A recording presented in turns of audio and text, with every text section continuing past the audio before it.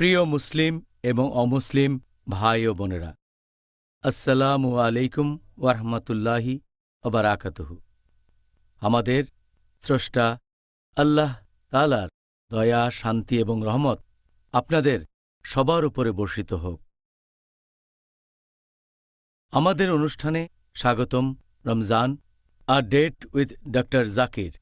আমি আপনাদের host Yusuf chambers. আর আজকে আমাদের এই অনুষ্ঠানে আলোচনার টপিক কিয়ামুল লায়েল, অর্থাৎ রাতের নামাজ। আসসালামু আলাইকুম রহমতুল্লাহি আবরাকাতুহু। ওয়ালাইকুম আসসালাম রহমতুল্লাহি বারাকাতুহু। আজকের আলোচনার টপিকটা বেশ ইন্টারেস্টিং। আর প্রথম প্রশ্নটা হচ্ছে যে আমরা সাধারণত প্রত্যেক পর্বে যেটা করি, প্রথম প্রশ্ন, এই শব্দটার অর্থ আসলে কি? কিয়ামুল লায়েল। এছাড়াও আপনি কি আমাদের কিয়ামুল লায়েল আর তারাবির পার্থক্যটা বলবেন? কারণ অনেকেরই এটা নিয়ে ভুল ধারণা আছে। আলহামদুলিল্লাহ, ওয়াসসালাতু ওয়াসসালাম আলা রাসূলিল্লাহ ওয়া আলা আলিহি ওয়া সাহবিহি আজমাইন, আম্মা বাদ। আউযু বিল্লাহি মিনাশ শাইতানির রাজীম। বিসমিল্লাহির রহমানির রহিম।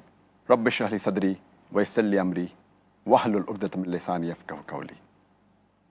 কিয়ামুল লাইলের মানে সম্পর্কে যদি বলতে হয়, এখানে দুটো শব্দ আছে। প্রথমটা হচ্ছে কিয়াম। কিয়াম মানে দাঁড়ানো, আর আল লাইল মানে হচ্ছে রাত। তাহলে শাব্দিকভাবে এর মানে রাতের বেলায় দাঁড়ানো।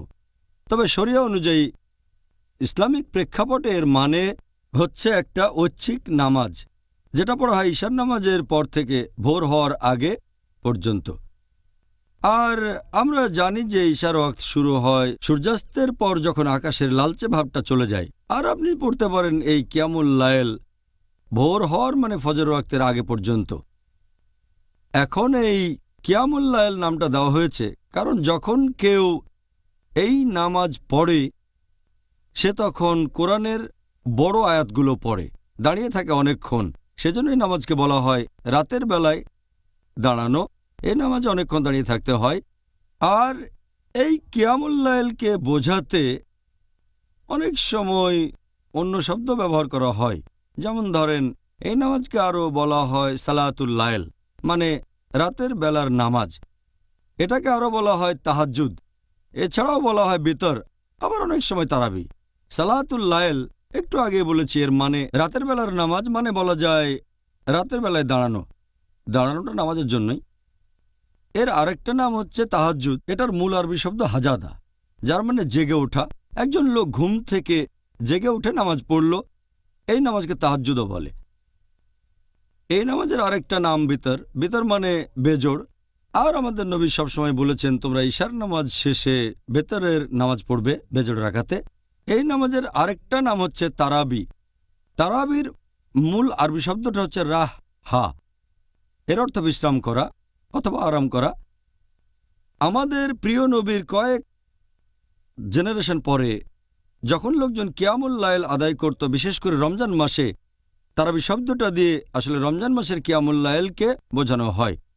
যখন তারা রমজান মাসে কিয়ামুল লাইল আদায় করতেন, 4 রাকাত পরে বিশ্রাম করতেন, তখন থেকে তারাবি শব্দটা রমজানের কিয়ামুল লাইলের সাথে জুড়ে গেল। তাই রমজানে নামাজটার নাম তারাবি। সাধারণত 4 রাকাত পরে বিশ্রাম করতেন, এভাবে নামাজ পড়তেন কারণ তারা অনেক সময় ধরে পড়তেন। এমনকি এখনও, যদিও লোকজন এখন অল্প সময় ধরে পড়ে কয়েকটা আয়াত, তারপরও রমজান মাসে কিয়ামুল লাইলে তারা বিশ্রাম নেয়, তাই এই নামাজকে বলা হয় তারাবি।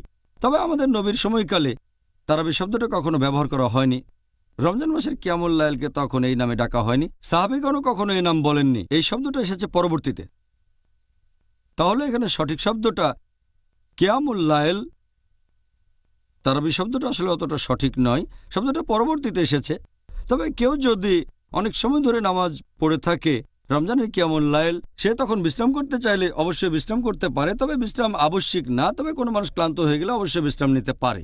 তাহলে সঠিক শব্দটা হচ্ছে কিয়ামুল লাইল, শব্দটা তারাবি না। ডক্টর জাকির, পরের প্রশ্নটা হলো, আপনি কি আমাদেরকে ইসলাম ধর্মে রাতের নামাজ বা কিয়ামুল লাইলের মাহাত্ম্য সম্পর্কে কিছু বলবেন?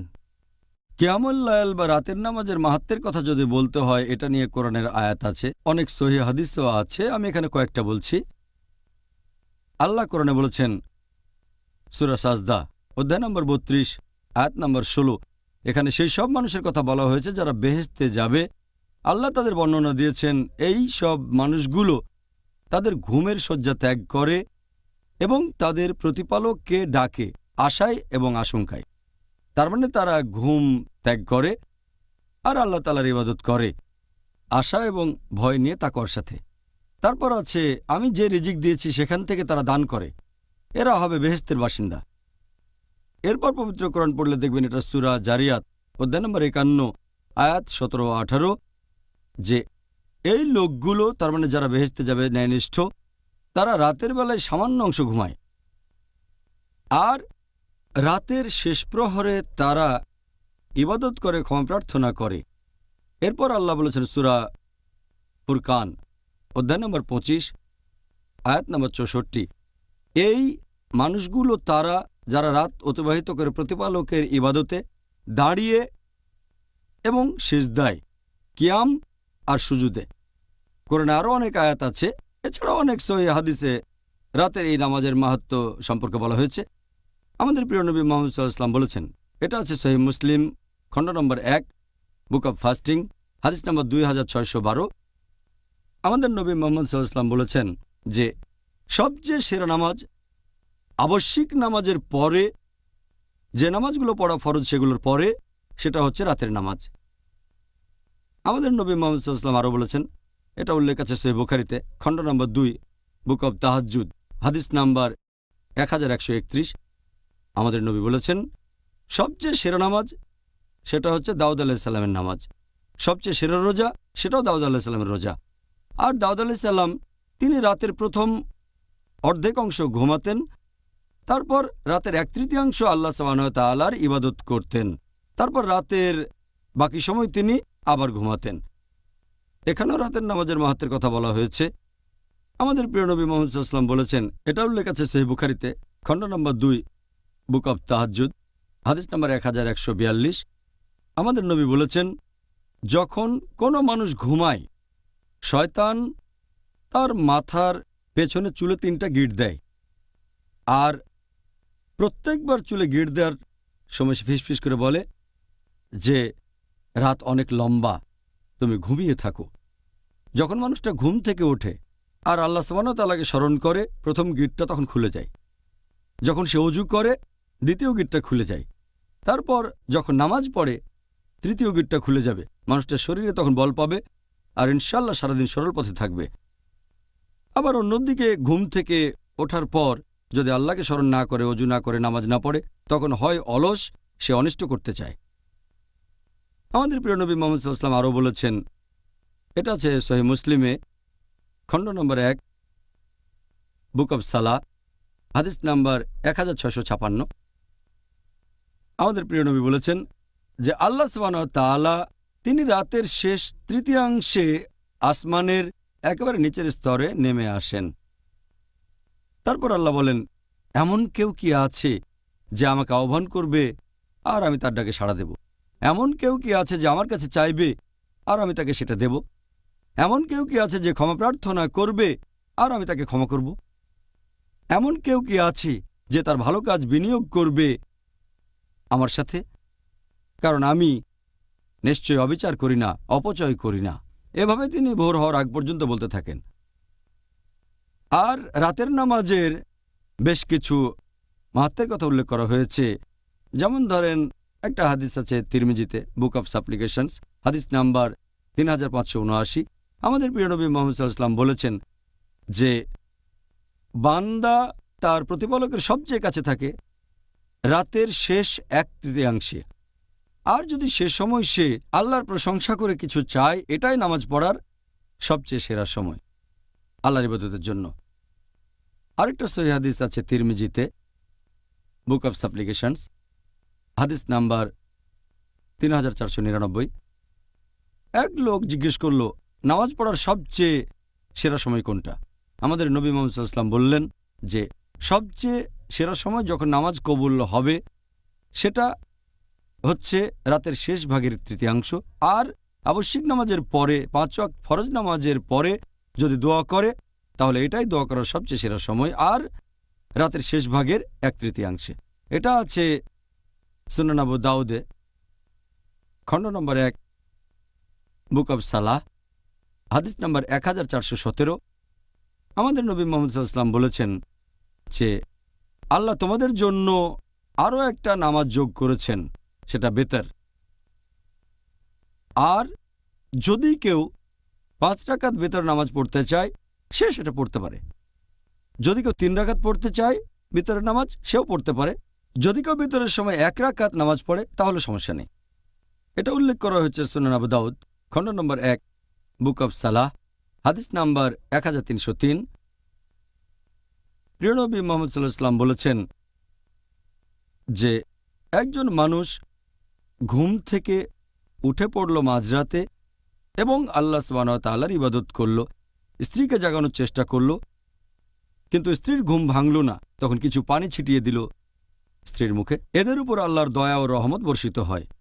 হাদিসটাতে আরও বলা হয়েছে যে আল্লাহর দয়া ও রহমত আছে সেই মহিলাদের উপর যারা মাঝরাতে ঘুম থেকে উঠে পড়ে আর আল্লাহ তাআলার ইবাদত করে, তারপর স্বামীকে জাগানোর চেষ্টা করে, কিন্তু যদি স্বামীর ঘুম না ভাঙে তার মুখে পানি ছিটিয়ে দেয়। তাহলে 5 ওয়াক্ত ফরজ নামাজের পরে এটা অত্যন্ত গুরুত্বপূর্ণ একটা নামাজ। আমাদের প্রিয় নবী মুহাম্মদ সাল্লাল্লাহু আলাইহি ওয়াসাল্লাম আরও বলেছেন, এটা আছে সুনান আবু দাউদ, খণ্ড নম্বর 1, বুক অব সালাহ, হাদিস নাম্বার 1302। আমাদের নবীর স্ত্রী বিবি আয়েশা রাদিয়াল্লাহু আনহা তিনি বলেছেন যে নবী সবসময় কিয়ামুল লাইল আদায় করতেন, এটা কখনো মিস করতেন না। এমনকি যখন তিনি অসুস্থ হয়ে পড়তেন অথবা দুর্বল হয়ে যেতেন তখনও নামাজ পড়তেন, হয়তো অনেক সময় বসে বসে পড়তেন, কিন্তু মিস করতেন না। এই হচ্ছে বেশ কিছু সহিহ হাদিস আর পবিত্র কোরআনের আয়াত যেগুলোতে কিয়ামুল লাইলের মাহাত্ম্যের কথা বলেছে। এই সুন্দর উত্তরের জন্য অনেক ধন্যবাদ ডক্টর জাকির। আশা করি আমাদের দর্শক ভাই বোনেরাও এতে করে দারুণ উপকৃত হবেন, তারাও এই রাতের নামাজের মাহাত্ম্য সম্পর্কে জানতে পারবেন। অবশ্যই সেটা ইসলামের ভেতর। এবারে আমি কিয়ামুল লাইল সম্পর্কে জানতে চাইব। পবিত্র রমজানের প্রেক্ষাপটে আপনি কি আমাদের এই রমজান মাসের কিয়ামুল লাইল সম্পর্কে কিছু বলবেন? কিয়ামুল লাইলের সুবিধা অথবা রহমত আর মাহাত্ম্য নিয়ে আগের প্রশ্নের উত্তরে আমি বলেছি এগুলো রমজানের সময়টা এলে আরও কয়েক গুণ বেড়ে যায়। রমজান হলো ক্ষমার মাস, এ ব্যাপারে আগেও বলেছি। এ সময় সব পাবেন আপনি কয়েক গুণ বেশি, 10 গুণ থেকে 700 গুণ পর্যন্ত। এমনি সময়ে যে মাহাত্ম্যগুলো আছে রমজানে সেটা কয়েক গুণ বেড়ে যায়। আমাদের প্রিয় নবী মুহাম্মদ সাল্লাল্লাহু আলাইহি ওয়াসাল্লাম বলেছেন, এটা আছে সহিহ বুখারীতে, খণ্ড নম্বর 3, বুক অব ফাস্টিং, হাদিস নাম্বার 2009, যে যদি কেউ রমজান মাসে রাতের নামাজ আদায় করে থাকে ঈমানের সাথে, আল্লাহর কাছে পুরস্কার আশা করে তার অতীতের সব গুনাহ ক্ষমা করা হবে। এছাড়া আরও একটা সহিহ হাদিসের উল্লেখ আছে সহিহ ইবনে হিব্বানে, হাদিস নাম্বার 3438। একবার এক লোক মুহাম্মদ সাল্লাল্লাহু আলাইহি ওয়াসাল্লামের কাছে আসলো আর প্রশ্ন করল, তখন কি হবে যদি আমি বলি যে আল্লাহ সুবহানাহু ওয়া তাআলা ব্যতীত আর কোনো উপাস্য নেই, তার কোনো শরিক নেই, এবং নবী মুহাম্মদ সাল্লাল্লাহু আলাইহি সাল্লাম হলেন আল্লাহ সুবহানাহু ওয়া তাআলার রাসূল। যদি দিনে 5 ওয়াক্ত নামাজ আদায় করে থাকি আমি সালাত, আর যদি আমি রমজান মাসে রোজা রাখি, আর যদি রমজান মাসে রাতের নামাজ আদায় করি, যদি রমজান মাসে রাতের নামাজ পড়ি কিয়ামুল লাইল, আর যদি যাকাত দেই, তাহলে আমার অবস্থান কোথায় হবে? তখন আমাদের নবী বললেন, যদি কেউ এই সবগুলো কাজ করে থাকে সে থাকবে সিদ্দিকিন গণের মাঝে, মানে ন্যায়নিষ্ঠ মানুষ, আর যেসব মানুষ শহীদ হয়েছেন সেই মানুষদের মাঝে। তাহলে গুরুত্বটা এরকম, সবকিছু আগের মতো, তবে কয়েক গুণ বেশি। আপনি থাকবেন তাদের মাঝে যারা ন্যায়নিষ্ঠ, আর থাকবেন তাদের মাঝে যারা শহীদ। সেজন্য এটাও খেয়াল রাখতে হবে আমরা যেন রমজান মাসে কিয়ামুল লাইল আদায় করে থাকি। এটা খুবই গুরুত্বপূর্ণ, মিস করা উচিত না। আর এছাড়াও আধ্যাত্মিক উপকারিতার পাশাপাশি, যেগুলো আমি আগের উত্তরে আলোচনা করেছি, এখানে শারীরিক উপকারও আছে। একজন লোক সারাদিন রোজা থাকছে, ইফতারের সময় খাচ্ছে, তারপর যদি কিয়ামুল লাইল আদায় করে সেটা শরীরের জন্য ভালো। শরীর রোজা থেকেছে, নামাজে দাঁড়াচ্ছে, তারপর রুকুতে যাচ্ছে, সেজদায় যাচ্ছে, এটা ভালো এক্সারসাইজ, আর আধ্যাত্মিক উপকারের পাশাপাশি এখানে শারীরিক উপকারিতাও আছে। তাই যতটা সম্ভব হয় আমাদের খেয়াল রাখতে হবে যেন কিয়ামুল লাইল মিস না করি। খুব সুন্দর। আমি নিশ্চিত আপনার কাছ থেকে এগুলো শোনার পর অনেক ভাই বোনই এই রাতের নামাজ আদায় করবেন। এর পরের প্রশ্নটা হচ্ছে, এই রাতের নামাজ বা কিয়ামুল লাইল আদায় করার সময়টা নিয়ে এখানে শ্রেষ্ঠ সময় কোনটা যখন রাতের নামাজ পড়ব? আমাদের নবী সাল্লাল্লাহু সাল্লাম বলেছেন, এই সহিহ হাদিসটার উল্লেখ আছে মুসনাদ আহমেদে, খণ্ড নম্বর 6, পৃষ্ঠা নম্বর 7। প্রিয় নবী মুহাম্মদ সাল্লাল্লাহু আলাইহি ওয়াসাল্লাম বলেছেন, আল্লাহ তাআলা আরেকটা নামাজ যোগ করেছেন, সেটা বেতর। বেতরের নামাজ পড়ো এশা আর ফজরের মাঝখানে। তার মানে ইশার নামাজের ওয়াক্ত সূর্যাস্তের পরে যখন আকাশের লালচে ভাবটা চলে যায় তখন থেকে ইশার ওয়াক্ত। তাহলে ইশার নামাজের পর আপনি যে কোনো সময় এই নামাজ পড়তে পারেন ফজর ওয়াক্তের আগ পর্যন্ত। এই হচ্ছে কিয়ামুল লাইল শুরু আর শেষ হওয়ার সময়। আমি আগেও বলেছি বেতর হলো এক ধরনের কিয়ামুল লাইল, আর আমাদের নবী মুহাম্মদ সাল্লাল্লাহু আলাইহি ওয়াসাল্লাম বলেছেন, এটার উল্লেখ আছে মুসান্নাফ আব্দুর রাজ্জাকে, হাদিস নাম্বার 4623। প্রিয় নবী মুহাম্মদ সাল্লাল্লাহু আলাইহি ওয়াসাল্লাম বলেছেন, যদি কেউ আশঙ্কা করে যে সে জাগতে পারবে না ঘুম থেকে, তাহলে ভিতর পড়তে পারে অথবা কিয়ামুল লাইল রাতের প্রথম ভাগের দিকে। তবে যদি জানে যে সে রাতে উঠতে পারবে, তাহলে রাতের বেলাতেই ঘুম থেকে উঠে নামাজটা পড়া ভালো। রাতের শেষ অংশে নামাজ আদায় করা বেশি ভালো, কারণ ফেরেশতাগণ সেটার সাক্ষী থাকেন। এছাড়াও আরেকটা সহিহ হাদিসের কথা বলেছিলাম, যেটা আছে সহিহ মুসলিমে, খণ্ড নম্বর 1, হাদিস নাম্বার 1656। এই হাদিসটা সহিহ বুখারীতেও আছে, তবে একটু অন্যভাবে। এটা মুত্তাফাক আলাই হাদিসটা। তাহলে আছে সহিহ বুখারীতেও, খণ্ড নম্বর 2, বুক অব তাহাজ্জুদ, হাদিস নাম্বার 1145। আমাদের প্রিয় নবী মুহাম্মদ সাল্লাল্লাহু আলাইহি ওয়াসাল্লাম বলেছেন যে সর্বশক্তিমান আল্লাহ মহিমান্বিত, তিনি আসমানের একেবারে নিচের স্তরে নেমে আসেন রাতের শেষ 1/3। তারপর জিজ্ঞেস করেন, এমন কেউ কি আছে যে আমাকে ডাকবে আর আমি তার ডাকে সাড়া দেব? এমন কেউ কি আছে যে আমার কাছে কিছু চাইবে আর আমি তাকে সেটা দেব? এমন কেউ কি আছে যে ক্ষমা প্রার্থনা করবে আর আমি তাকে ক্ষমা করব? এটা মুত্তাফাক আলাই হাদিস। এটা আছে সহিহ মুসলিমে, আছে সহিহ বুখারীতে। এছাড়াও আর একটা হাদিস আছে তিরমিজিতে, বুক অব সাপ্লিকেশনস, হাদিস নাম্বার 3579, যে একজন বান্দা তার স্রষ্টা আল্লাহর সবচেয়ে কাছাকাছি যেতে পারে, সেটা হচ্ছে রাতের শেষ 1/3। আর যদি তখন সে আল্লাহর কাছে দোয়া করে, সেটা সবচেয়ে ভালো।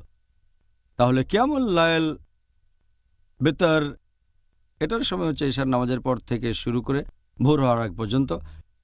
সবচেয়ে ভালো রাতের শেষ 1/3। আর এই কথাটা সহিহ বুখারীতেও বলা হয়েছে, খণ্ড নম্বর 3, হাদিস নাম্বার 2010।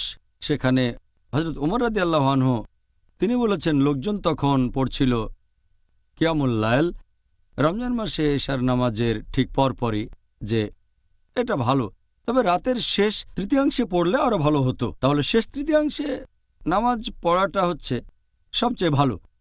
তবে আপনি ইশার নামাজের পর থেকে ফজরের ওয়াক্তের আগ পর্যন্ত যে কোনো সময় নামাজ পড়তে পারেন। তবে মসজিদে সাধারণত দেখা যায়, বেশিরভাগ মসজিদে এটা ইশার পরে আদায় করা হয়। তার মানে ইফতার করার আনুমানিক 2 থেকে 2.5 ঘন্টা পরে, এটা আধ ঘন্টা এদিক ওদিক হতে পারে, কারণ এটা সুবিধাজনক। কারণ যারা নামাজ পড়ে থাকে তাদের অনেকেই বয়স কম, আবার অনেকেই বেশি বয়সের থাকেন, মহিলা আছেন, তাদের সবার সুবিধার জন্য, যাতে তাদের জন্য কষ্টকর না হয়ে যায়। কারণ মাঝরাতে ঘুম থেকে ওঠা অনেকের জন্য বেশ কঠিন। তাই বেশিরভাগ মসজিদেই এশার নামাজের পরে আদায় করা হয়, ইফতারের আনুমানিক 2 থেকে 2.5 ঘন্টা পরে। এটাতে কোনো সমস্যা নেই।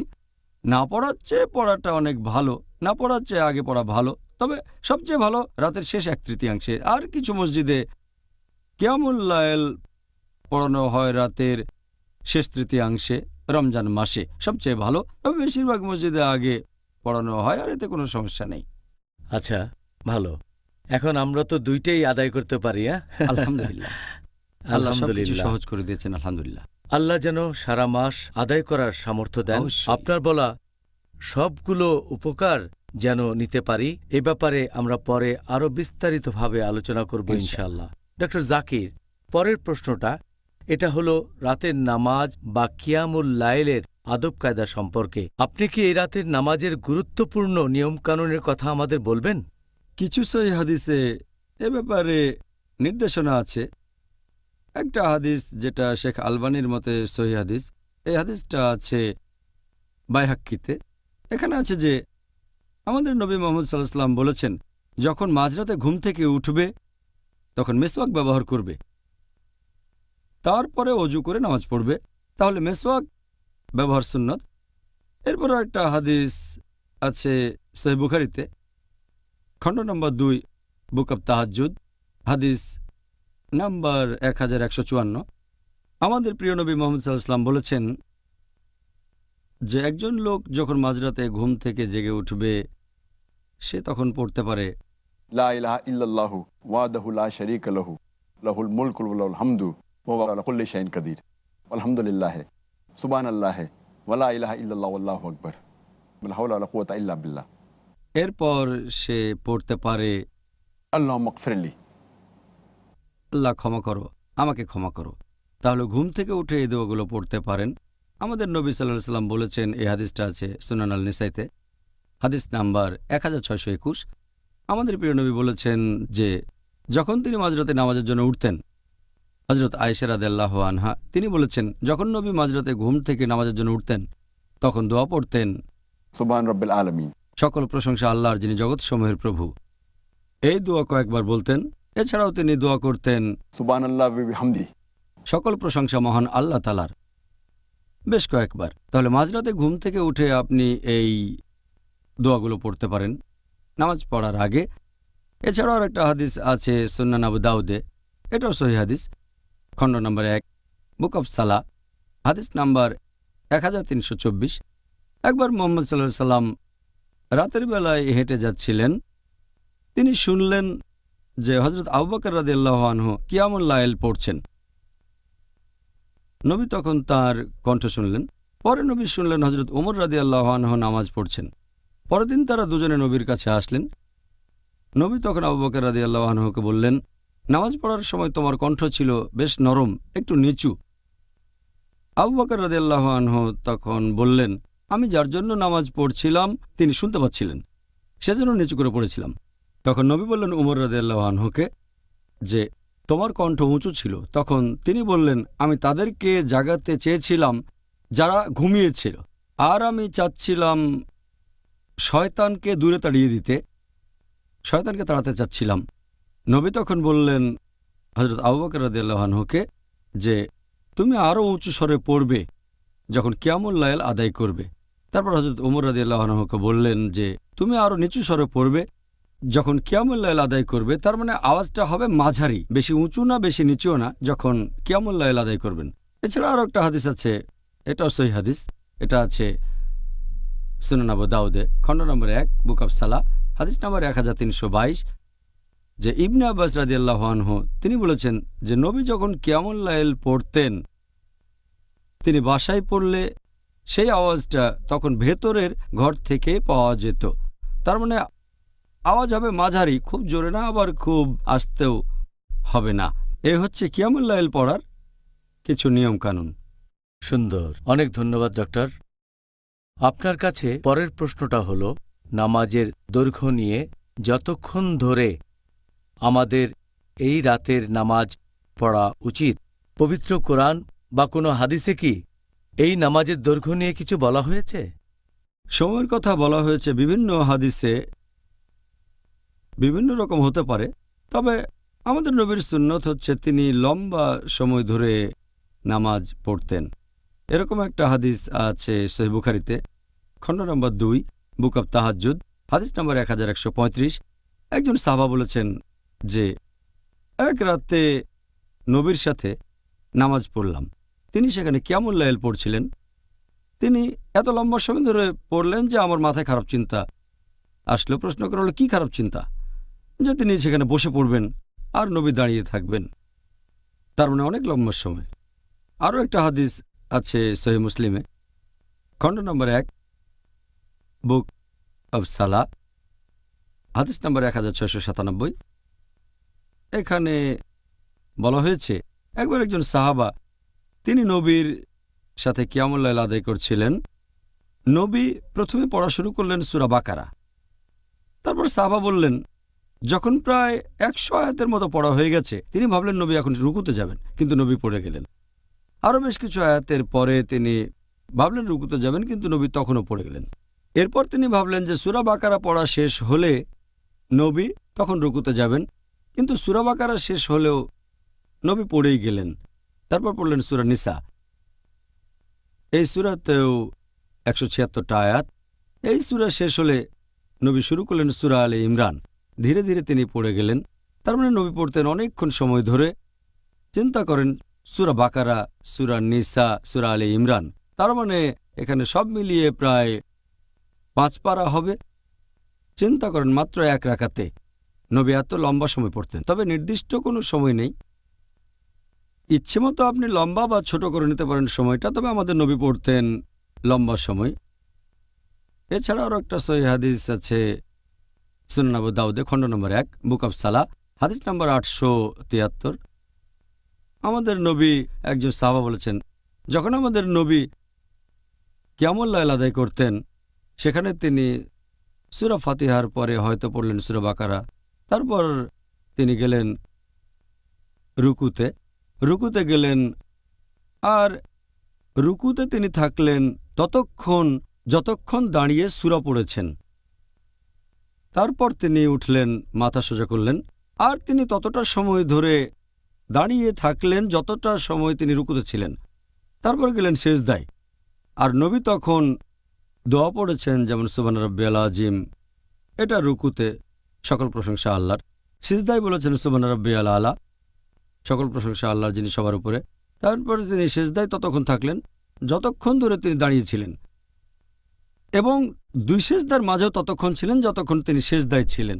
তার মানে এইভাবে নামাজে কিয়াম, তারপর রুকুর পরে উঠে দাঁড়ানো, সিজদা, তারপর 2 সিজদার মাঝে বসে থাকা, এই সবগুলো পজিশনে নবী সময় নিতেন অনেক লম্বা। তার মানে কিয়ামুল লাইল ছিল অনেক লম্বা। আরও একটা হাদিস আছে সহিহ মুসলিমে, খণ্ড নম্বর 4, হাদিস নম্বর 6774, হযরত আয়েশা রাদিয়াল্লাহু আনহা তিনি বলেছেন যে নবী যখন কিয়ামুল লাইল পড়তেন রাতের নামাজ, তিনি এত লম্বা সময় ধরে দাঁড়িয়ে থাকতেন যে তার পা তখন ফুলে যেত।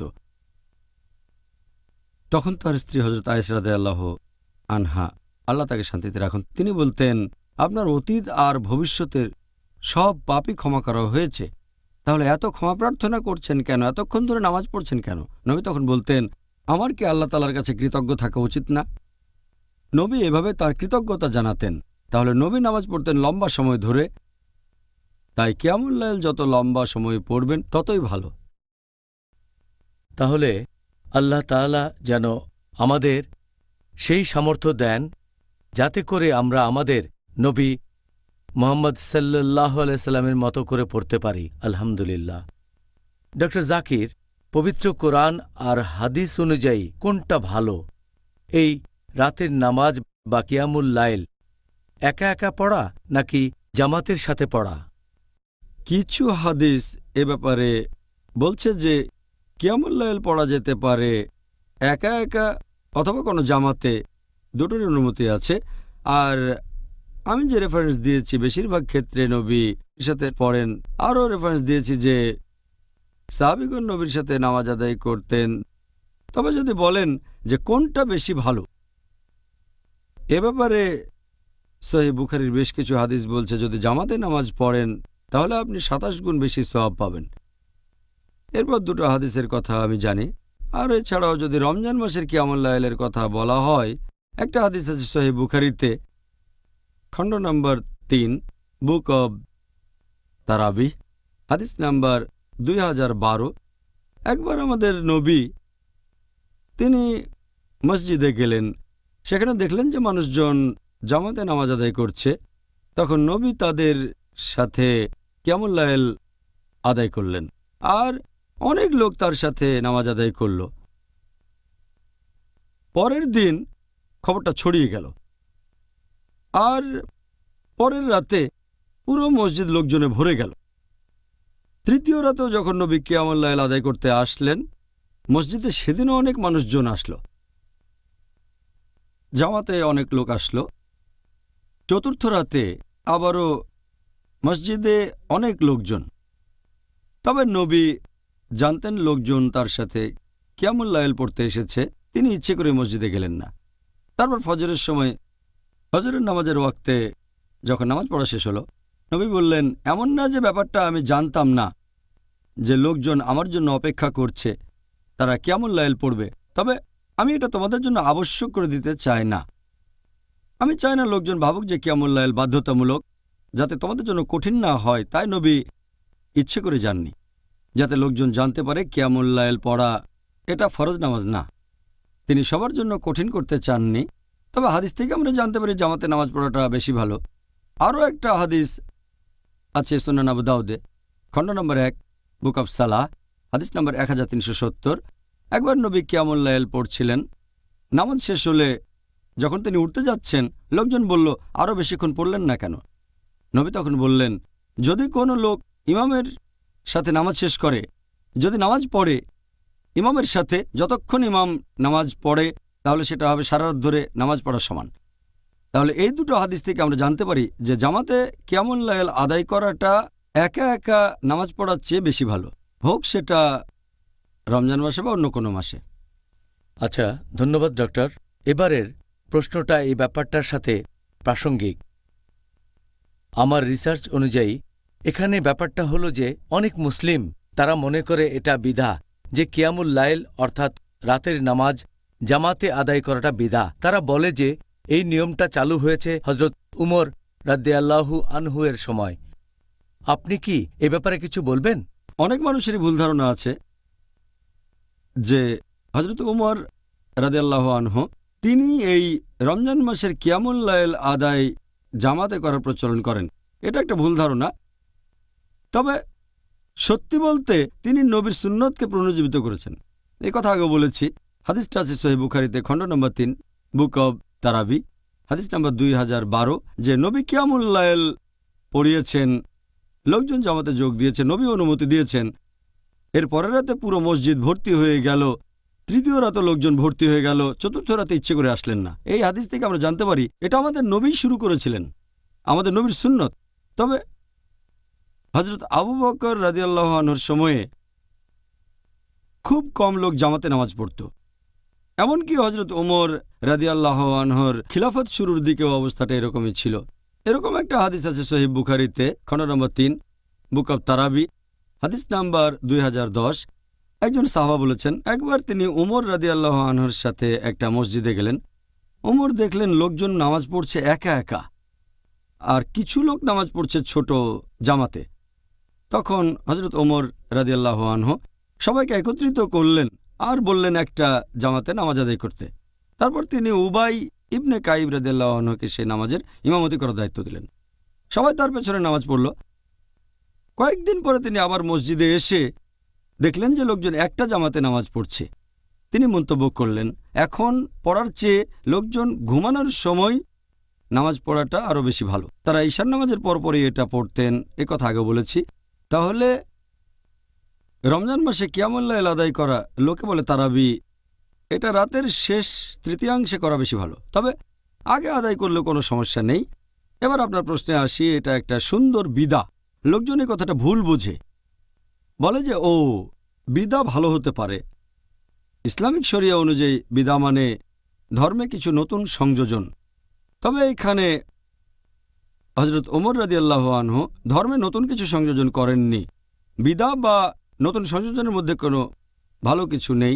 আর এরকম একটা হাদিস আছে সহিহ মুসলিমে, খণ্ড নম্বর 1, হাদিস নম্বর 1885, যে ধর্মের মধ্যে নতুন সংযোজন ভুল পথে নিয়ে যায়। এছাড়া আরেকটা হাদিস আছে, সব নতুন সংযোজন দোজখের দিকে নিয়ে যায়।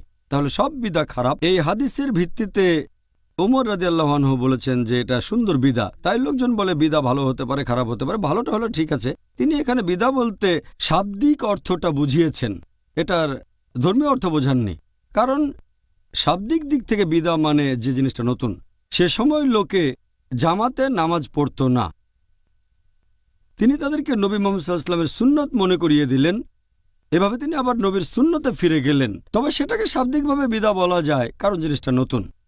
তার মানে এই না যে হযরত ওমর রাদিয়াল্লাহু আনহু ধর্মে নতুন কিছু এনেছেন। তিনি মানুষকে নবীর সুন্নতে ফিরিয়ে নিয়ে গেছেন।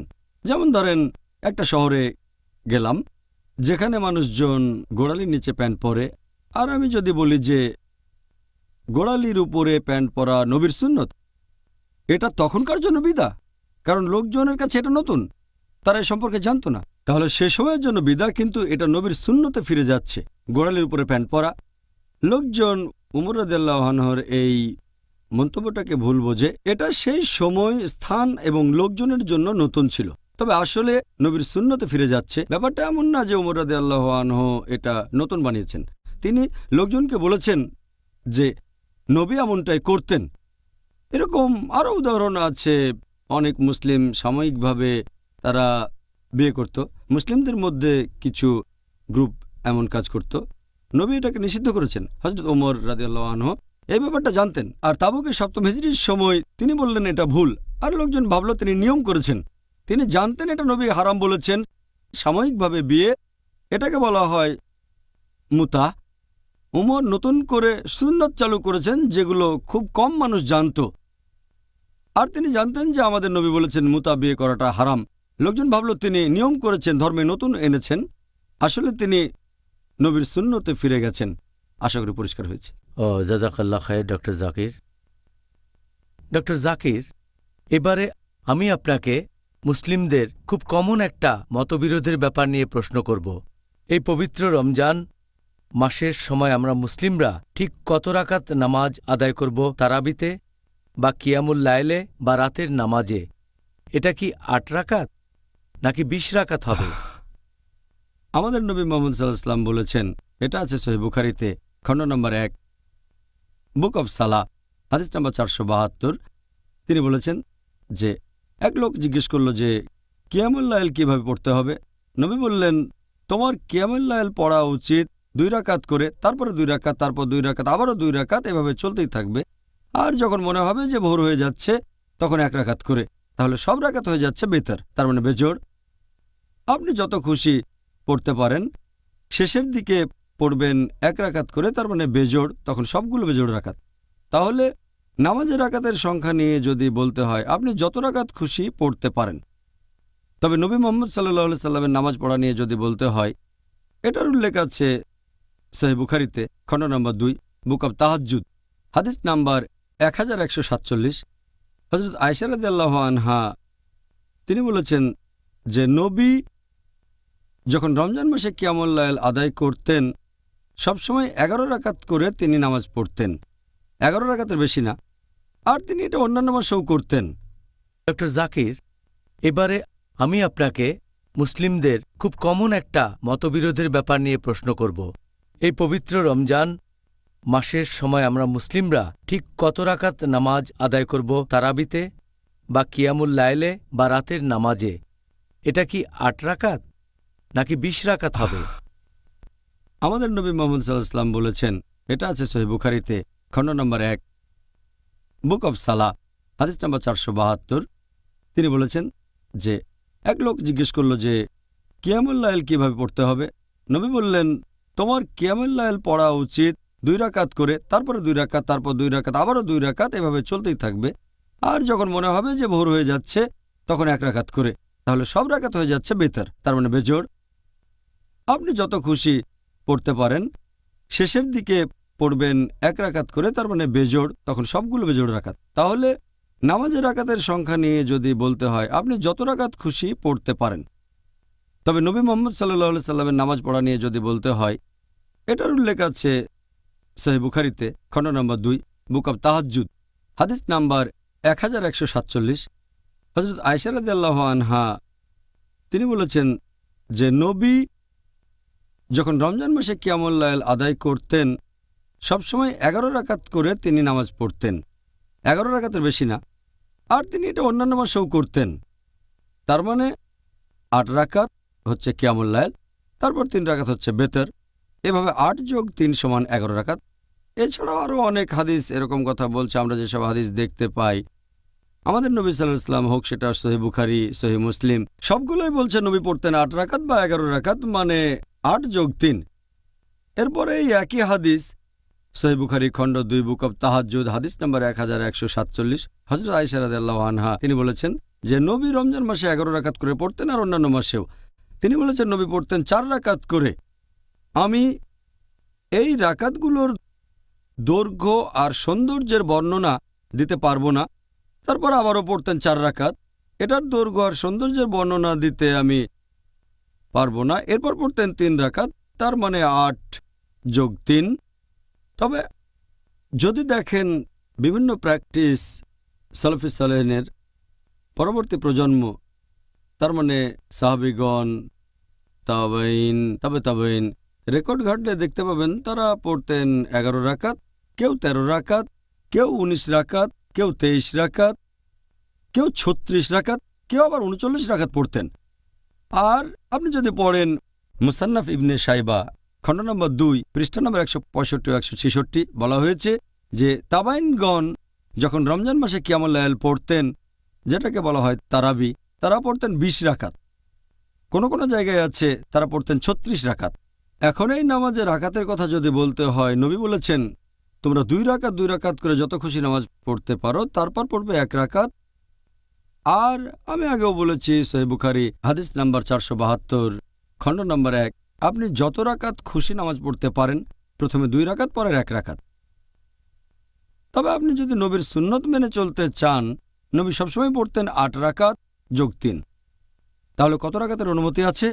আপনি যত খুশি পড়তে পারেন, 8, 10, 20, 36, সমস্যা নেই। তারপরে পড়বেন 3 রাকাত বেতর। আর আমাদের নবী পড়তেন 8 যোগ 3, 11। তবে আপনি যত রাকাত খুশি নামাজ পড়তে পারেন। হ্যাঁ, আপনি আমাদের বলেছেন যে কিয়ামুল লাইলে আমরা মুসলিমরা যত রাকাত ইচ্ছা নামাজ আদায় করতে পারি, তবে নবীর সুন্নত 8 রাকাত। আপনি সেরকমই বলেছেন। হ্যাঁ, নবী পড়তেন 8 রাকাত, আলহামদুলিল্লাহ। তবে অনুমতি দিয়েছেন আপনি যত রাকাত খুশি পড়তে পারেন। হ্যাঁ, ঠিক বলেছেন। তবে যত খুশি পড়তে পারেন, সুন্নত 8 রাকাত। যাই হোক, এখন ধরেন একজন লোক বা বেশ কয়েকজন লোক 1 ঘন্টায় 8 রাকাত নামাজ পড়ল, আর অন্যদিকে আরও কয়েকজন তারা 1.5 ঘন্টায় 20 রাকাত নামাজ আদায় করল। এই দুইটার মধ্যে আপনি কোনটাকে বেশি ভালো বলবেন?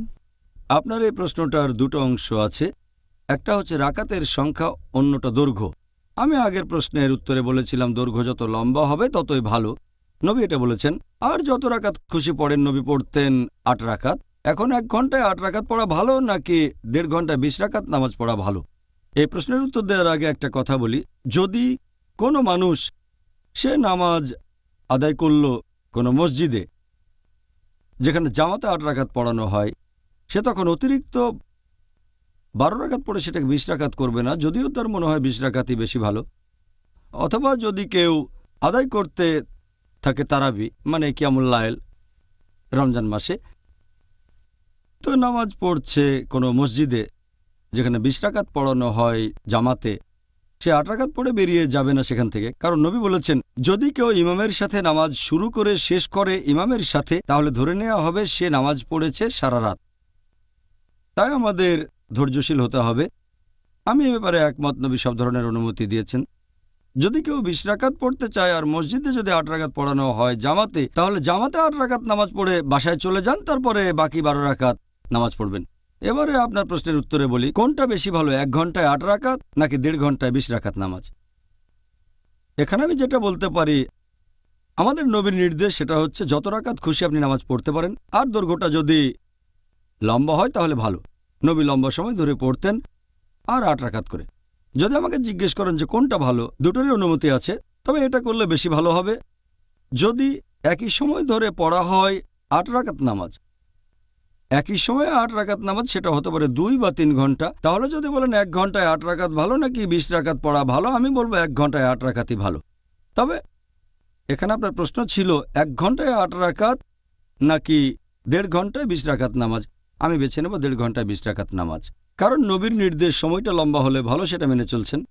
এছাড়াও নবী বলছেন যত রাকাত খুশি নামাজ পড়তে পারো। তাই আমি বলবো 1.5 ঘন্টায় 20 রাকাত নামাজ 1 ঘন্টায় 8 রাকাতের চেয়ে অনেক বেশি ভালো হবে। আর হারামাইন শরীফ এটাই দেখা যায়, 20 রাকাত নামাজ পড়ানো হয়, তবে আনুমানিক 2 ঘন্টা সময় ধরে। অনেক মসজিদে পড়ানো হয় ৮ রাকাত, সময়টাও বেশ কম থাকে। তবে 2 হারমাইন শরীফে মক্কা এবং মদিনায় মাশাআল্লাহ লম্বা সময় ধরে পড়ানো হয়। আর হারমাইন শরীফে অনেক গুণ বেশি সওয়াব। মসজিদে নববীতে পড়লে 1000 গুণ, আর মক্কার মসজিদে হারামে 1,00,000 গুণ বেশি সওয়াব সুবহানাল্লাহ। পাবেন। অবশ্যই। অনেক ধন্যবাদ ডক্টর জাকির, আপনি খুব সুন্দরভাবে এই প্রশ্নের উত্তর দিলেন। আশা করছি আজকে আমাদের দর্শক ভাই বোনেরা এই কিয়ামুল সম্পর্কে জানতে পেরে যথেষ্ট উপকারী হয়েছেন, মানে রাতের নামাজ এই পবিত্র রমজান মাসে। আলহামদুলিল্লাহ। আর আশা করছি আমরা সবাই এই রাতের নামাজের সব উপকারগুলো নিতে পারব আর রমজান মাসে সেগুলো প্রয়োগ করতে পারব ইনশাআল্লাহ। জাযাকাল্লাহ খায়ের। ভাই ও বোনেরা, আমি আশা করছি ইনশাআল্লাহ আজকের অনুষ্ঠান দেখে আপনারা উপকৃত হয়েছেন আর কিয়ামুল লাইল সম্পর্কেও অনেক কিছু জানতে পেরেছেন। আমি সবাইকে অনুরোধ করব আপনারা যেন এই সিরিজ অনুষ্ঠানটা দেখেন, রমজান আর ডেট উইথ ডক্টর জাকির। আগামীকাল আমাদের অনুষ্ঠানের আলোচনার টপিক কিয়ামুল লাইল, রাতের নামাজ, পর্ব 2। তাহলে আবার দেখা হবে আগামীকাল একই সময়ে। আসসালামু আলাইকুম ওয়া রাহমাতুল্লাহি ওয়া বারাকাতুহু।